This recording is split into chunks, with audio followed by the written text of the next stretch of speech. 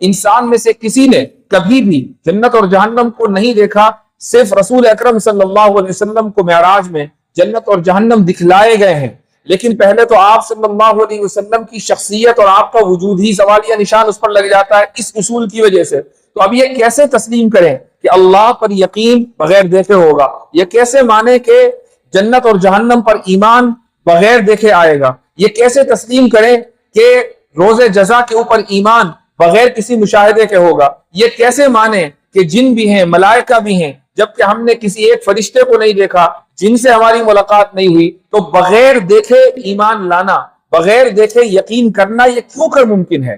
یہ سوال ذہن میں آتا ہے، اور اگر کسی کے ذہن میں یہ سوال راسخ ہو جائے تو یہ بنیادی خرابی ہے۔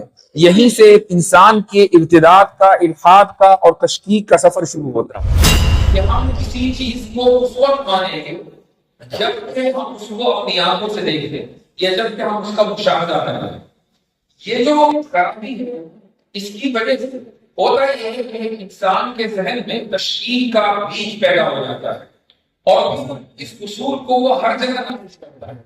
وہ یہ سوچتا ہے کہ میں اگر ہر چیز کو بھی میں یقین کرتا ہوں، مثلا مجھے یقین ہے کہ دہلی ایک شہر ہے اس لیے کہ میں نے دہلی شہر دیکھا، مجھے یقین ہے کہ فلاں آدمی موجود ہے چونکہ فلاں آدمی سے میری ملاقات نہیں ہے، مجھے یقین ہے کہ کناٹ پلیس بھی موجود ہے چونکہ کناٹ پلیس میں نے دیکھا ہے، وغیرہ وغیرہ۔ تو ہمارا مشاہدہ ہے، اور اس مشاہدے کی بنیاد پر ہم چیزوں کا یقین کرتے ہیں۔ تو آخر کیا وجہ ہے کہ اللہ کو ہم بغیر دیکھے مانتے ہیں، رسول اللہ صلی اللہ علیہ وسلم کو ہم نے نہیں دیکھا، ہمارا مشاہدہ نہیں ہے، اس کے باوجود ہم آپ صلی اللہ علیہ وسلم کے وجود کو تسلیم کرتے ہیں؟ کیا وجہ ہے کہ ہم جنت اور جہنم کو، انسان میں سے کسی نے کبھی بھی جنت اور جہنم کو نہیں دیکھا، صرف رسول اکرم صلی اللہ علیہ وسلم کو معراج میں جنت اور جہنم دکھلائے گئے ہیں، لیکن پہلے تو آپ صلی اللہ علیہ وسلم کی شخصیت اور آپ کا وجود ہی سوالیہ نشان اس پر لگ جاتا ہے اس اصول کی وجہ سے۔ تو اب یہ کیسے تسلیم کریں کہ اللہ پر یقین بغیر دیکھے ہوگا؟ یہ کیسے مانے کہ جنت اور جہنم پر ایمان بغیر دیکھے آئے گا؟ یہ کیسے تسلیم کریں کہ روز جزا کے اوپر ایمان بغیر کسی مشاہدے کے ہوگا؟ یہ کیسے مانے کہ جن بھی ہیں، ملائکہ بھی ہیں، جبکہ ہم نے کسی ایک فرشتے کو نہیں دیکھا، جن سے ہماری ملاقات نہیں ہوئی؟ تو بغیر دیکھے ایمان لانا، بغیر دیکھے یقین کرنا، یہ کیوں کر ممکن ہے؟ یہ سوال ذہن میں آتا ہے، اور اگر کسی کے ذہن میں یہ سوال راسخ ہو جائے تو یہ بنیادی خرابی ہے۔ یہیں سے انسان کے ارتداد کا، الحاد کا اور تشکیک کا سفر شروع ہوتا ہے۔ حالانکہ دیکھنا یہ چاہیے کہ ہماری زندگی میں کتنی ہی ایسی چیزیں ہیں کہ جن کو آپ بغیر دیکھے مانتے ہیں، اور اس کے علاوہ کوئی مفر نہیں ہے، یعنی یہ ممکن نہیں ہے کہ آپ جب کسی چیز پر یقین کریں تو دیکھ کر ہی کریں، یہ ممکن نہیں ہے۔ بغیر دیکھے دسیوں بیسیوں چیزیں ہیں کہ جن پر ہم یقین کیے ہوئے ہیں، ایمان لائے ہوئے ہیں۔ مثال کے طور پر ہم سب سے پہلی چیز کہ جس کو ہم مانتے ہیں وہ ہماری اپنی شخصیت ہے۔ اگر میں آپ سے پوچھوں کہ کیا آپ نے اپنے آپ کو کبھی دیکھا ہے، تو آپ سب یہ کہیں گے کہ بالکل دیکھا ہے۔ آئینے میں ہم اپنے آپ کو دیکھتے ہیں، حالانکہ یہ غلط ہے۔ آپ اپنے آپ کو نہیں دیکھتے ہیں، آپ اپنے جسم کو دیکھتے ہیں۔ جسم آپ نہیں، جسم آپ کی سواری ہے۔ آپ اس سواری کو تو دیکھتے ہیں، اس سواری کے مسافر کو نہیں دیکھتے۔ اس کو دیکھنا ممکن بھی نہیں ہے، لیکن اس کے وجود کے آپ قائل ہیں، اور اس لیے قائل ہیں چونکہ آپ خود سوچ رہے ہیں، سمجھ رہے ہیں، بات کر رہے ہیں۔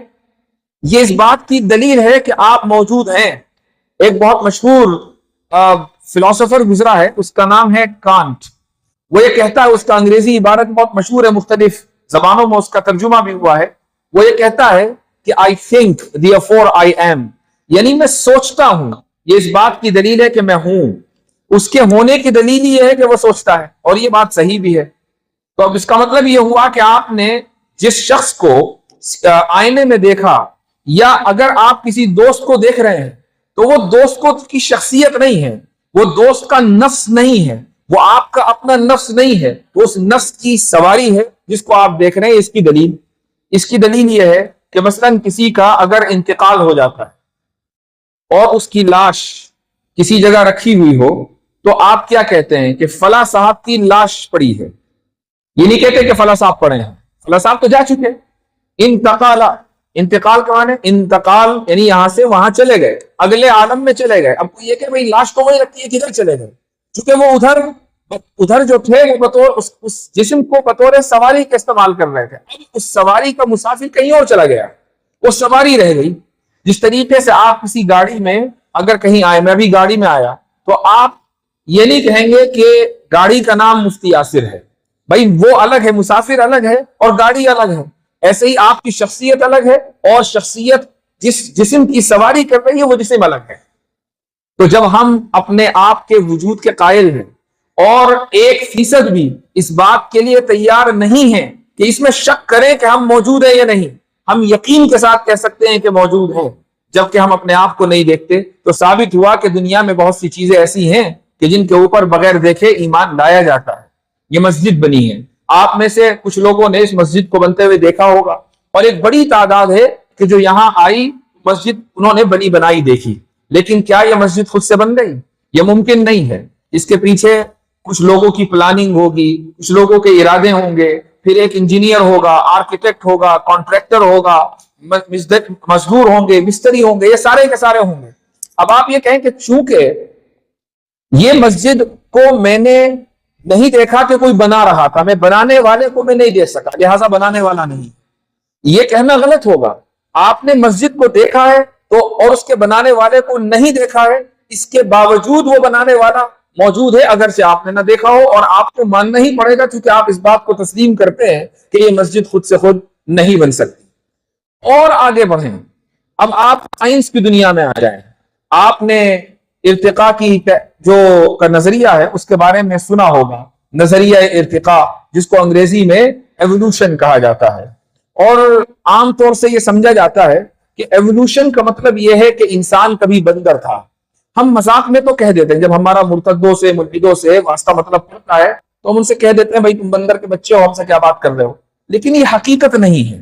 یعنی ایوولوشن نظریہ ارتقاء کے مطابق بھی یہ ماننا کہ انسان کبھی بندر تھا غلط ہے، بلکہ انسان ترقی کرتا کرتا ارتقاء کرتا کرتا یہاں تک پہنچا ہے. اس سے پہلے کیا تھا؟ اب میں جو الفاظ آپ کو سنانے جا رہا ہوں یہ الفاظ شاید آپ نے پہلی مرتبہ سن رہے ہو یا اس سے پہلے سنے ہو، تو ہو سکتا ہے کہ ذہن سے نکل گئے ہوں. ہم لوگوں کو سائنس کی اصطلاح میں، یعنی جو انسان ہے، قطبہ انسانی ہے، سائنس کی اصطلاح میں اس کو ہومو سیپینس کہا جاتا ہے. ہومو سیپینس کے معنی آتے ہیں حکیم اور دانا شخص. تو ہمارے اندر حکمت ہے، دانائی ہے، عقل ہے، اس لیے ہمیں ہومو سیپینس کہا جاتا ہے. ہم سے پہلے یعنی ہم ترقی کر کے ہومو سیپینس بنے ہیں.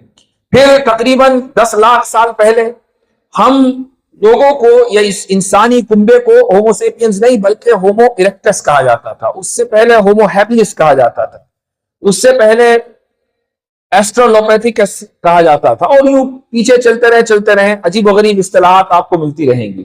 5 ملین 6 ملین سال کا ڈیٹا سائنٹسٹ کہتے ہیں کہ ہمارے پاس موجود ہے.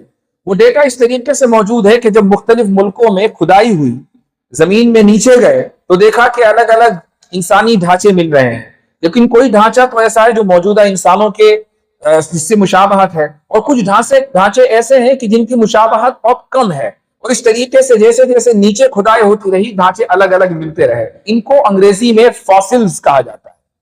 فاسلز کا مطلب ہے ہڈیوں کے ڈھانچے. اب ان ہڈیوں کے ڈھانچوں پر تحقیق ہوئی تو پتا چلا کہ یہ ہڈی 1 لاکھ سال پرانی ہے، یہ ڈھانچہ 2 لاکھ سال پرانا ہے، یہ ڈھانچہ 5 لاکھ سال پرانا ہے. اور اس طریقے سے ان تمام ڈھانچوں میں تھوڑی بہت مماثلت اور مشابہت ہے، لیکن یہ موجودہ انسانوں کے ڈھانچے نہیں ہیں. اس لیے ہر ڈھانچے کو الگ الگ نام دے دیا گیا اور یہ کہا کہ یہ ہومو ہیبلس ہیں، یہ ہومو ایرکٹس ہیں، یہ ہومو جو بھی ہے، اس طرح کے نام سارے دے دیے گئے.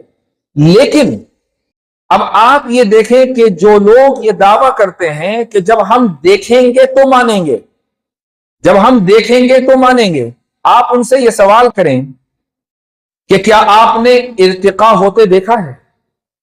کوئی بھی آدمی اگر یہ دعویٰ کرے کہ میں نے ارتقاء ہوتے دیکھا ہے، وہ آدمی اس دنیا کا سب سے بڑا جھوٹا شخص ہے. ارتقاء کو دیکھنا ممکن ہی نہیں. کیوں؟ اس لیے کہ جو ارتقاء ہوتا ہے وہ 5 लाख साल 10 लाख साल लाखों सालों में होता है, मिलियंस ऑफ ईयर्स, लाखों सालों में इर्तिका होता है। किसकी उम्र इतनी है कि वो लाखों साल तक इर्तिका होते देखता रहे? इर्तिका होना, उसको उसका मुशाहिदा करना मुमकिन नहीं है। इसके बावजूद पूरी साइंसी दुनिया इर्तिका को तस्लीम करती है। इसके बावजूद तमाम लोग कि जिनके जहनों में शुकूक और शुबहात हैं, वो ये मानते हैं कि हम होमो हैबिलिस और होमो इरेक्टस से बनकर होमो सेपियंस बने हैं, और हमारे पास जो दलील है वो फॉसिल्स हैं, यानी हड्डियां हैं। तो ये कह सकता है कि हड्डियां तो देखी हैं।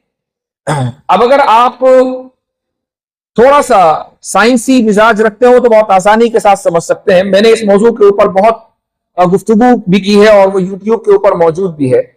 ये जो हड्डियां हैं, हड्डियों के ऊपर तहकीक होती है, फॉसिल्स जिसको कहा जाता है, इससे बड़ा स्कैम साइंस की दुनिया में आज तक नहीं हुआ।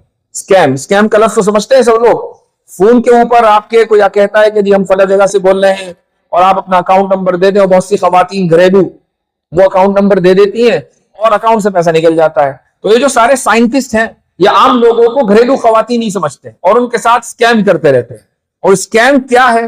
वो ये है कि उन्होंने झूठे आदाद और शुमार तैयार की और कहा कि ये हड्डी 1 लाख साल पुरानी, ये हड्डी 5 लाख साल पुरानी, और इस तरीके से वो लोगों के जहनों में ये बिठा देते हैं कि हमारे पास इतने मजबूत सबूत हैं कि जिनका इंकार नहीं किया जा सकता। जरा तसव्वुर कीजिए कि एक बच्चा जो पहली क्लास में है, दूसरी, तीसरी, चौथी क्लास से यही पढ़ता आ रहा है कि हमारे जो आबा वजदाद थे उनको ये कहा जाता था, और उनकी हड्डियां इस तरीके से मिली, अफ्रीका में, तंजानिया में मिली, बेल्जियम में मिली, मलेशिया में मिली, और फला फला साइंटिस्ट ने उसको डिस्कवर किया।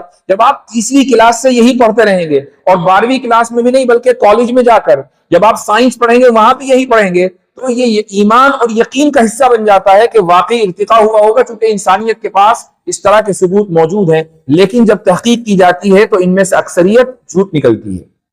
तो साबित यह हुआ कि हम दुनिया में बहुत सारी चीजों पर ईमान लाए हुए हैं बगैर देखे। एक और मिसाल जहन में आई, वो मिसाल है मल्टीवर्स। मल्टीवर्स किसको कहते हैं? हमारी जो कायनात है इसको यूनिवर्स अंग्रेजी में बोला जाता है। एक इस वक्त साइंसी नजरिया है कि हमारी ये कायनात तन्हा नहीं है, बल्कि इस कायनात के अलावा और भी कायनातें हैं। इसीलिए ये नजरिया पेश किया गया मल्टीवर्स का। अब यहां कोई पूछे कि भाई आपने अपना यूनिवर्स आज तक पूरा नहीं देखा, कोई आदमी ये नहीं कह सकता कि मैंने इस निजाम शमसी को पूरे को डिस्कवर कर लिया।